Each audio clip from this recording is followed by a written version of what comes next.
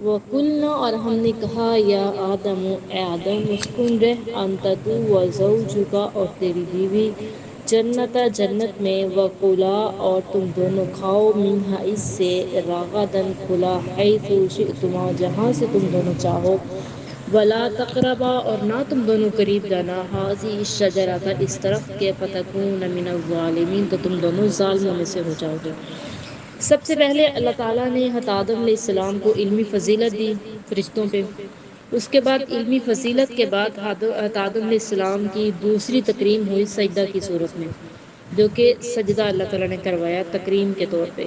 اس کے بعد اب یہ تیسری فضیلت جو حضرت آدم علیہ السلام کو مل رہی وہ یہ ہے کہ جنت کو ان کا مسکن اللہ نے بنا دیا، جنت کو ان کا مسکن ٹھہرا دیا۔ فرمایا کہ اب تم دونوں اس جنت میں رہو، اس جنت میں سے جہاں سے چاہو سیر ہو کے کھاؤ، پیٹ بھر کے کھاؤ، کھلا کھاؤ، لیکن اللہ نے ایک شرط رکھ دی۔ شرط کیسی رکھ دی؟ وَلَا تَقْرَبَا هَٰذِهِ الشَّجَرَةَ اس درخت کے قریب نہیں جانا، فَتَكُونَ مِنَ الظَّالِمِينَ تو تم دونوں ظالموں میں سے ہو جاؤ۔ اگر اس درخت کے قریب گئے، اس درخت کا پھل چکھ لیا تو تم دونوں ظالموں میں ہو جاؤ گے۔ اب اس کے بارے میں بہت مشہور ہے یہ چیز کہ یہ گندم کا درخت تھا۔ واللہ عالم بالصواب یہ کس چیز کا درخت تھا، کیونکہ یہاں پہ قرآن میں کوئی واضح نہیں یہاں پہ ایک درخت کس چیز کا تھا، محض یہ اشارہ ہے کہ کس چیز کا تھا۔ تو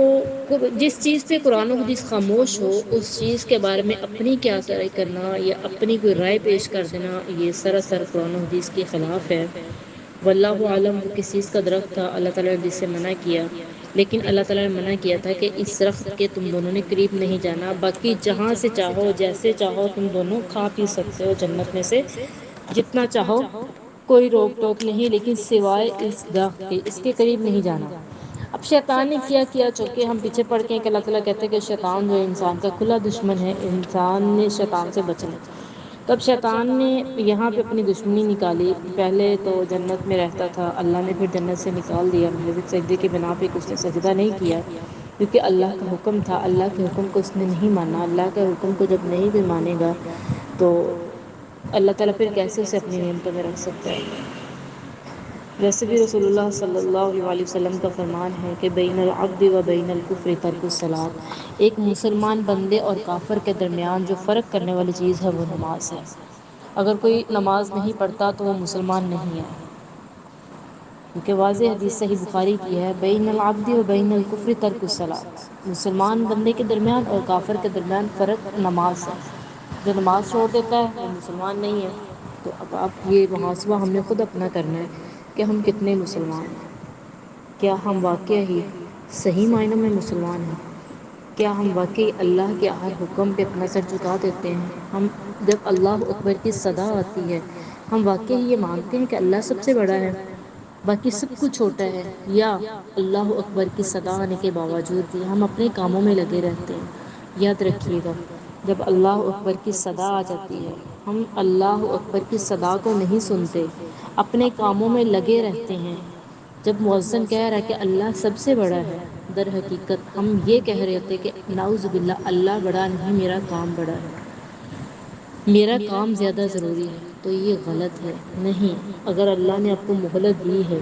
تو کوشش کیجئے جیسے ہی نماز کا ٹائم ہو جائے سب کام چھوڑ چھاڑ کے سب سے پہلے نماز ادا کریں، بعد میں باقی کام کریں، اللہ اس کام میں برکت بھی ڈالے گا اور آپ کے لیے آسانیاں بھی کرے گا اور مدد بھی کرے گا انشاءاللہ۔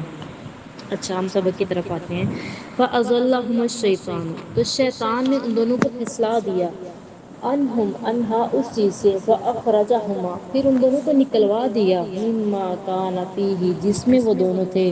وَقُلْنَا ہم نے کہا نَهْبِطُوا اتر جاؤ، بَعْضُكُمْ تمہارا بعض لِبَعْضٍ بعض کے لیے عَدُوٌّ دشمن ہے،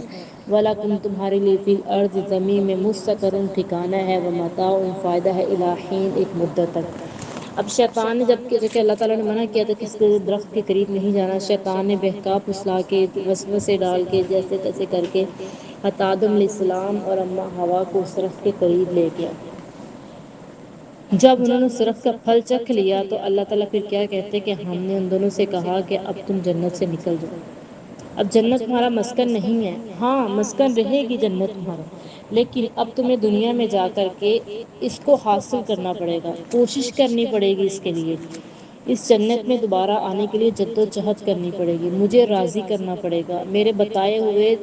راستوں پہ چلنا پڑے گا، میرے بتائے ہوئے احکامات کے مطابق زندگیاں گزارنی پڑیں گی، پھر جنت میں آؤ گے۔ اب یہاں پہ ایک سوال پیدا ہوتا ہے کہ ہم اپنے آباء و اجداد کی وراثت کے لیے